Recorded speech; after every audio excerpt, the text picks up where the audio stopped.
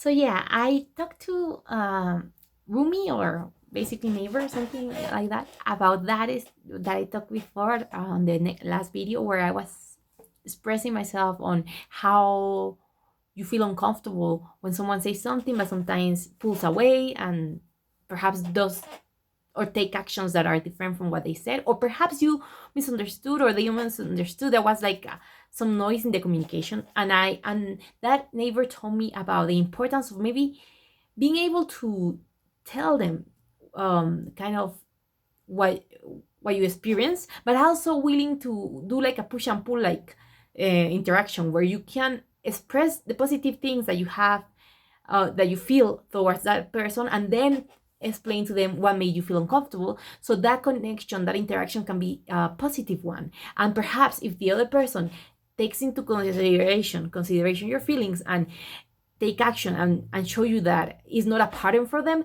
then it can also give you an opportunity to resolve this conflict without needing to pull away.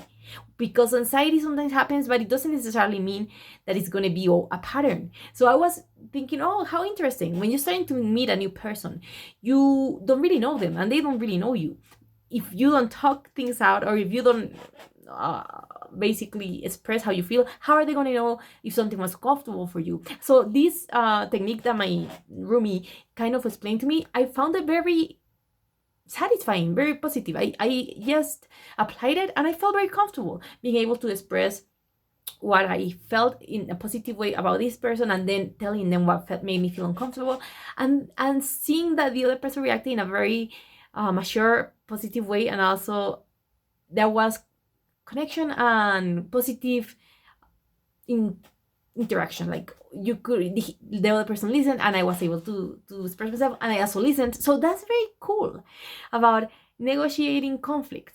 I am grateful to my roomie for letting me see this. Of course, we have to continue checking about the actions and how everything works out in life, but I think this is a very different perspective of what I thought.